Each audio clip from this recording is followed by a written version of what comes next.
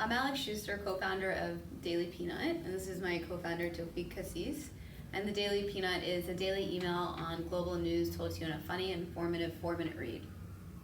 And we like to say it will make you sound marginally more informed and intelligent. We try not to overpromise. And underdeliver.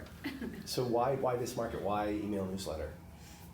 Well, we really wanted to. I mean, we were captivated by what was happening in news. I mean, everybody kind of feels it and knows that there's something wrong with news in the world. And Alex comes from both the policy and the media background. She worked at ABC News. She worked at Huffington Post, where she helped set up Huffington Post Live.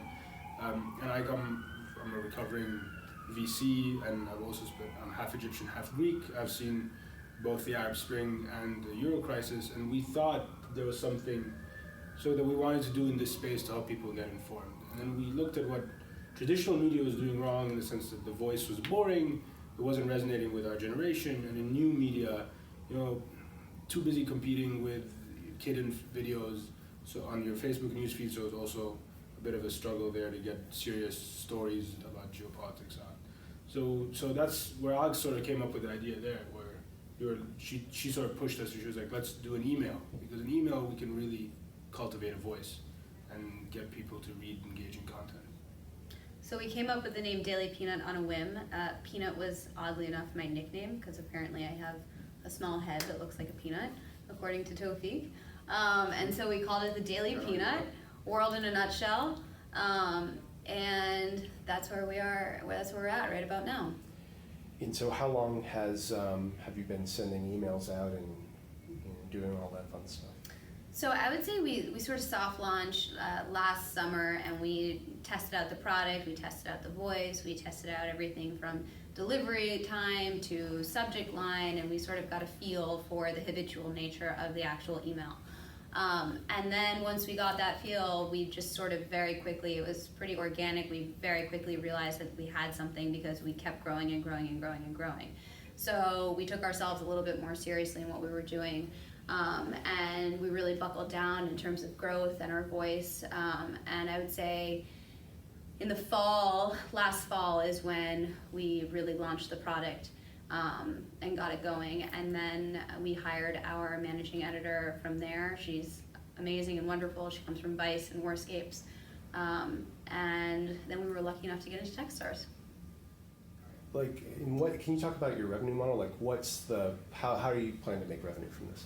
So I mean, the beautiful thing about email is that it reaches our customers every day in the morning, and it sort of bypasses a lot of the traditional ad blockers, and the content we produce is highly engaging. Our open rates are more than double industry average, click-through rates are triple industry average, and that's something so that's the medium, and then the demo that we talk to are these a little bit older than millennials, average age is 29, they're high household income, they travel a lot, they're very globally conscious.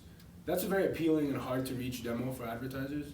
So the combination of both the engaging content and the demographic has allowed us to do native advertising that's been very effective. So we've done two or three pilots with some big name brands that we'll talk about more on demo day. And we generally, I mean, they're much more willing to pay to reach our audience through our network through a much higher CPM than they would in other channels because it's so effective. Can you talk at all about traction so far? It sounds like Sure. Things have been... Yeah, so right now we are at about 30,000 subscribers, and we've been growing pretty much consistently at 30% month over month, which is fantastic, we like to think. We have about an open rate that hovers a little bit over 40%, and we have a click-through rate that hovers over 9%, and as Tofik mentioned earlier, 40% is compared to a 16% industry average, and a 9% click-through rate is compared to a 3% industry average. So we think we have a pretty addictive product here that our readers are really enjoying. And Tofik, I'll let you add to that as well. Yeah, I mean, 40% of our readers read us 4 out of 5 times a week, and another 40-50% read us on occasion. So we have a product that people do enjoy, they do open it, and when something goes wrong, they email us angrily saying, yeah, we know about it for sure. We hear about it from our readers, and they send us a lot of feedback. That's one of the things probably, we like most about what we're doing is that readers respond, they send it to us, it cuts to both our inboxes, we often respond back to the readers. saying we get a lot of our stories that way. That's how we cultivate the local knowledge from around the world through our readers.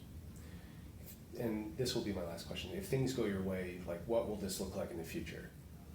I mean, I think this will be the media company of tomorrow. I mean, building that relationship with our readers, we can go beyond email and we can start sending them really high quality programming about the issues that matter to them, not just in news, but also in the rest of their lives. Yeah, the email is a segue into a larger integrated media company that we hope will include a pretty robust video strategy, podcast strategy, you name it, multimedia programming. But to do that, you all have to subscribe to Pnut.com.